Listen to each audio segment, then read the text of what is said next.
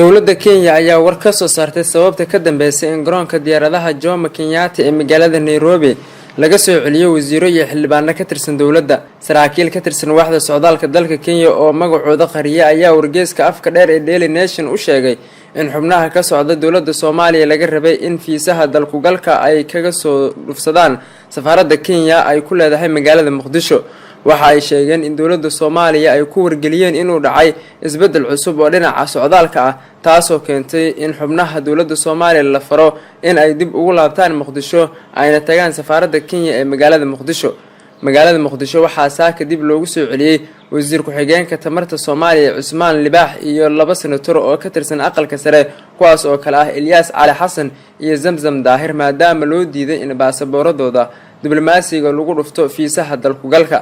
waxaa xubnahan la socday oo garoonka ka gudbay wasiirka qorsheynta Soomaaliya Jamaal Maxamed Xasan oo la soo baxay baasaboorka Canada, wasiirka caafimaadka Soomaaliya Fawziya Abikir Noor oo la soo baxday baasaboorka Talyaaniga iyo la taliyaha madaxweyne Farmaajo dhinaca amniga Cabdi Saciid Cali oo isna la soo baxay baasaboorka Holland. mas-uuliyiinta dib loogu soo celiyay ayaa qorshahooda ahaa in maanta oo Talaado ah ay magaalada Nairobi ugu qayb galaan barnaamij uu maalgeliyay Midowga Yurub kaas oo looga hadlayo sida loo maamulo khilaafyada ka dhasha